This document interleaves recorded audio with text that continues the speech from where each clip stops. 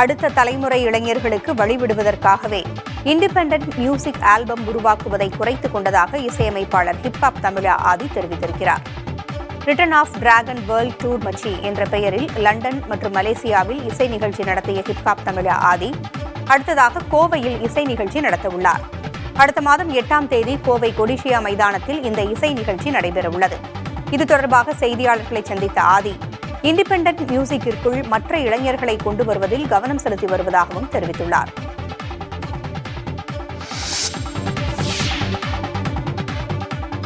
தலைமுறைக்கும் அது ஆக்சசிபிளா இருக்கும். நாங்களும் அந்த ஸ்பேஸையும் எடுத்துக்கூடாது. படங்கள் பண்றோம், மியூசிக் டைரக்டேஷன் பண்றோம், ஆக்ட் பண்றோம், இப்ப ப்ரொடக்ஷன் ஆரம்பிச்சிருக்கோம். சோ இந்த ஸ்பேஸ்ல போறப்ப அங்க அடுத்த தலைமுறைக்கான இளைஞர்கள் உள்ள வந்துகிட்டே இருக்கணும். அப்பதான் அந்த மொத்த சமுதாயமா ஒரு என்விரான்மெண்டா நம்ம செழித்து வளர முடியும்னா நம்ம மட்டும் பண்ண முடியாது. சோ முடிந்தவரை அதை குறைச்சு மற்ற இளைஞர்களை உள்ள கொண்டு வரதுல எங்க போக்கஸ கொண்டு போயிட்டு இருக்கோம். சோ அதுதான் இண்டிபெண்டன்ட் மியூசிக்கை குறைத்ததுக்கான காரணம். இண்டிபெண்டன்ட் மியூசிக்ல பாழமா மட்டும் இருப்போம், அந்த இடத்தை அடைச்சிக்க வேணாங்கிறது எங்களுடைய இப்ப இருக்கிற பெர்ஸ்பெக்டிவ். சோ அதுக்கு என்னென்னலாம் பண்ணுமோ அதை பண்ணிக்கிட்டு இருக்கோம்.